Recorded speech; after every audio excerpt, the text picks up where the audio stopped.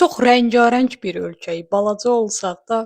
Girirəm YouTube-a, söhbətgah kimi bir veriliş var. Everestə ilk dırmanan Azərbaycanlı qadını dəvət eləyiblər və onlar danışır dırmanmaqdan, həyatdan, dağdan. Yəni bu mənim çıxdı Azərbaycan üçün intellektual bir verilişdir. Çox bəyəndim. Və YouTube-da digər bir pəncərədə də Antaklosko deyə bir veriliş var. Yəni absurd bir verilişdir. Yəni bildiyim qədərilə məqsədləri də odur. Sonra da girsən Instagram, orada da İtaliyada toy eləyən bloqerlər, ən yaxşı şirkətdə mən işləyirəm deyə bar-bar bağıran xaricdə yaşayan azərbaycanlılar. Və keçirsən LinkedIn-ə, orada da görürsən ki, boş duran bir dənə sənsən.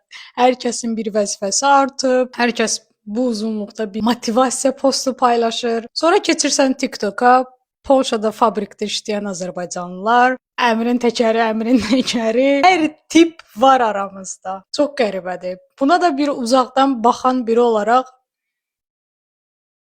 bilmirəm. Deyə bilərsiniz ki, bu hər yerdə belədir. Amma yəni biz balaca bir ölkəyik. Bu qədər rəngarəngli göy qurşağı kimi qəribə gəlir. Əsl Azərbaycan hansıdır deyə sorğulamadan durmaq olmur.